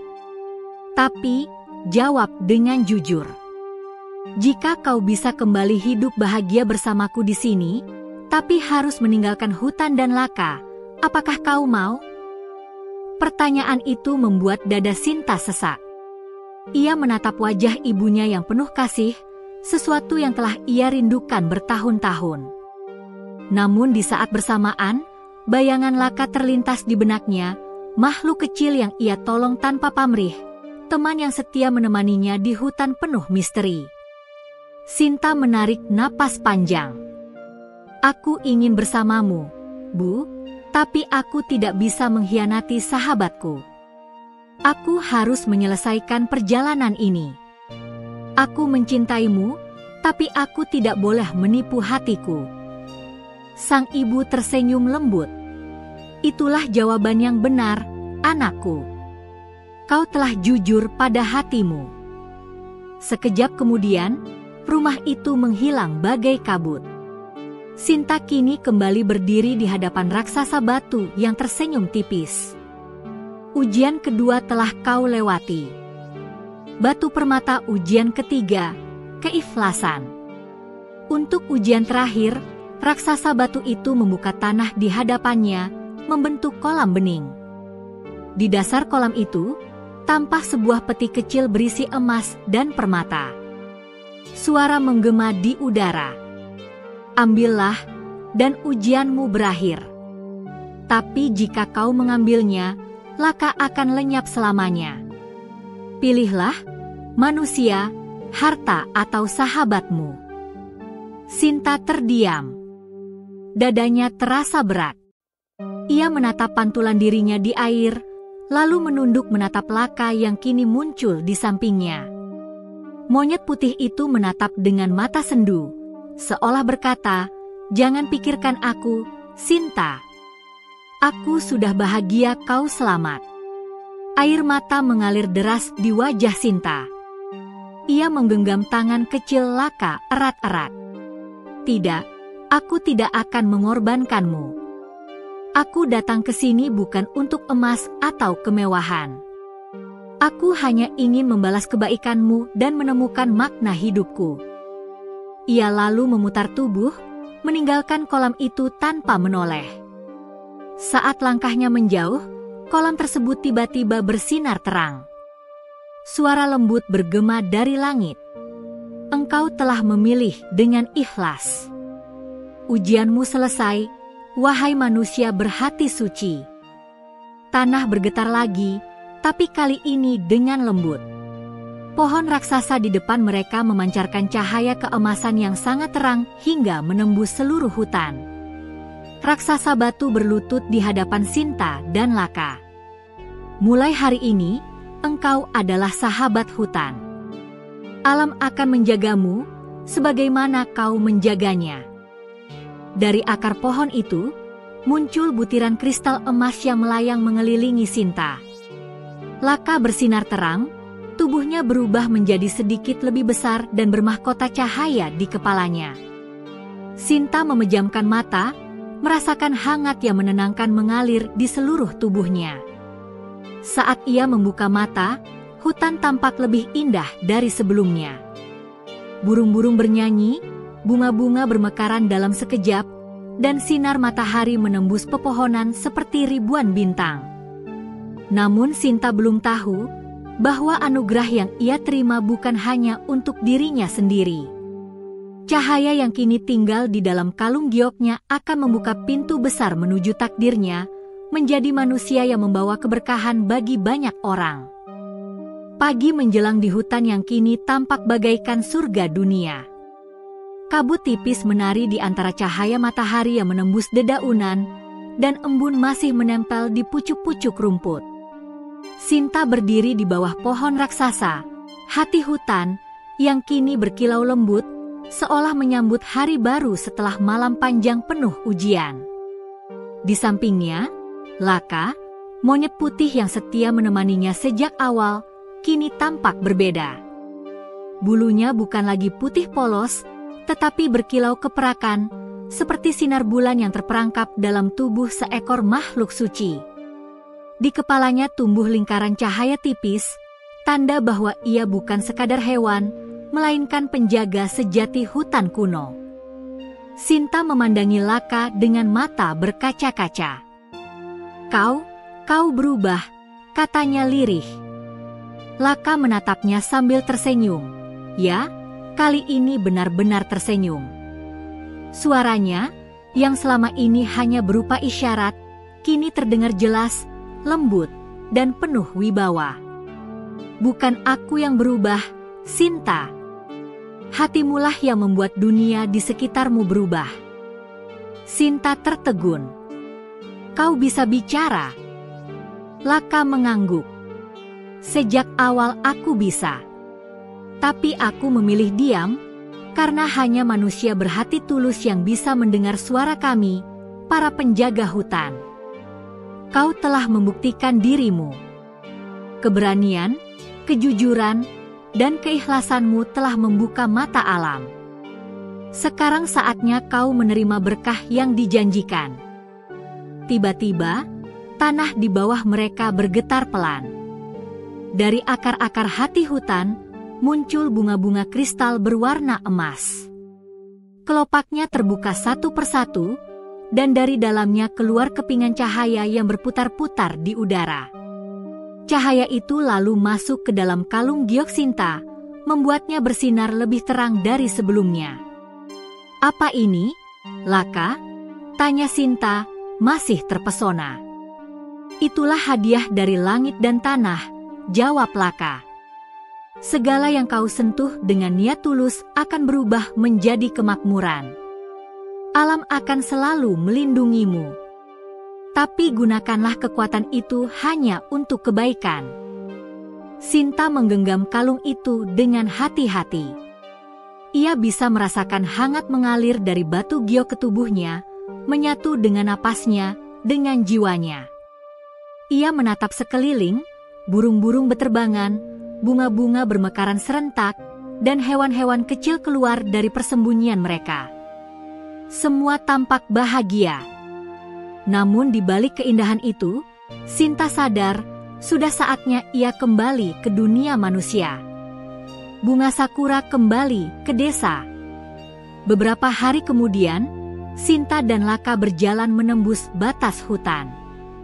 Jalan yang dulu penuh duri kini terbuka lebar, seolah alam sendiri yang menuntun mereka pulang. Ketika akhirnya mereka tiba di tepian desa, matahari sudah tinggi. Orang-orang menatap Sinta dengan heran. Rambutnya berkilau, kulitnya bersinar lembut, dan tatapan matanya memancarkan ketenangan yang tak biasa. Di bahunya, Laka duduk tenang, memancarkan cahaya samar. "Itu Sinta," bisik salah satu warga desa. "Bukankah ia gadis yang hilang di hutan beberapa minggu lalu? Dia masih hidup. Tapi, kenapa dia tampak seperti itu?" Sinta tersenyum. Ia tidak marah, tidak takut. Ia hanya bersyukur.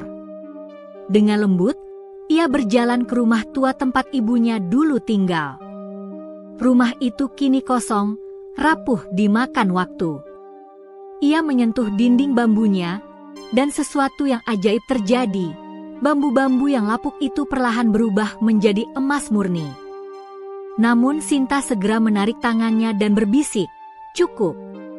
Seketika, perubahan itu berhenti. Laka menatapnya dan berkata, "Kau sudah bijak. Allah memberimu kuasa bukan untuk memuaskan keserakahan, melainkan untuk memberi manfaat." Sinta mengangguk. "Aku ingin memperbaiki desa ini. Banyak orang lapar dan sakit. Jika aku bisa menolong mereka, maka itulah tujuanku." Sejak hari itu, kehidupan desa berubah total. Tanaman tumbuh subur dimanapun Sinta melangkah. Sumur yang dulu kering kini memancarkan air jernih. Warga desa mulai percaya bahwa gadis itu membawa berkah. Mereka memanggilnya Sinta Sang Penuntun Cahaya. Namun Sinta selalu menolak dipuja. "Aku hanya menanam kebaikan. Alam yang bekerja," ujarnya setiap kali orang berterima kasih. Batang padi keajaiban tersebar. Kabar tentang gadis berhati suci dan monyet putih penjaga hutan itu menyebar ke seluruh negeri. Orang-orang dari jauh datang membawa tanah tandus, benih mati, dan air kotor. Sinta hanya meletakkan tangannya di atas benda-benda itu sambil berdoa dalam hati. Dan setiap kali ia melakukannya, keajaiban terjadi. Tanah menjadi subur, benih tumbuh, air menjadi jernih. Namun Sinta tidak pernah menuntut imbalan. Ia hidup sederhana di rumah lamanya, ditemani Laka dan warga desa yang mencintainya. Suatu sore, ketika matahari hampir tenggelam, Laka duduk di samping Sinta di tepi sawah yang kini menguning sempurna. "Waktuku di dunia manusia hampir habis," kata Laka pelan. Sinta menatapnya, matanya mulai berkaca. "Apa maksudmu?" "Allah memanggilku kembali ke tempatku semula. Tugasku menjagamu sudah selesai. Kini giliranmu yang menjaga keseimbangan dunia manusia." Sinta menggenggam tangan kecil Laka erat-erat. "Aku tidak akan melupakanmu, Laka. Kau bukan hanya sahabatku. Kau keluargaku." Laka tersenyum lembut. "Dan kau adalah manusia terbaik yang pernah aku temui." Tubuh Laka perlahan berubah menjadi cahaya putih murni. Ia memeluk Sinta untuk terakhir kalinya, lalu menghilang, menyatu dengan angin dan daun-daun yang berputar. Dari langit, hujan cahaya turun, bukan air, melainkan butiran halus seperti debu bintang yang menari di udara. Sinta menatap ke langit, tersenyum di tengah air matanya. Kalung giok di lehernya berkilau lagi, kali ini lebih hangat daripada sebelumnya. Ia tahu, Laka tak benar-benar pergi. Ia kini hidup di dalam cahaya itu, di dalam hatinya. Matahari berwajah epilog, warisan sang penjaga. Tahun-tahun berlalu. Desa kecil itu kini menjadi tempat paling makmur di seluruh wilayah. Orang menyebutnya Desa Cahaya, karena setiap malam, sinar lembut selalu muncul di langit di atas desa itu, tanda bahwa roh hutan masih menjaga mereka. Sinta hidup lama, dihormati sebagai guru dan pelindung. Ia mengajarkan anak-anak desa untuk mencintai alam, menanam pohon, menjaga sungai, dan menolong sesama tanpa pamrih. Sebelum ia wafat, Sinta menulis pesan terakhir di dinding rumahnya. "Kekayaan sejati bukanlah emas atau permata, melainkan hati yang rela memberi tanpa meminta. Siapapun yang hidup dengan kasih dan kejujuran akan menemukan hati hutannya sendiri." Dan malam ketika ia pergi, cahaya besar turun dari langit, menerangi seluruh desa. Orang-orang bersumpah mereka melihat bayangan Sinta berdiri di tepi hutan, tersenyum bersama seekor monyet putih bercahaya. Sejak saat itu, legenda tentang Sinta dan Laka, penjaga hati hutan, Hidup abadi, kisah tentang gadis yang tersesat namun menemukan dirinya sendiri, dan tentang monyet putih yang mengajarinya arti sejati dari cinta, keikhlasan, dan kemakmuran. Herba Kilauan tamat Kilauan Herba.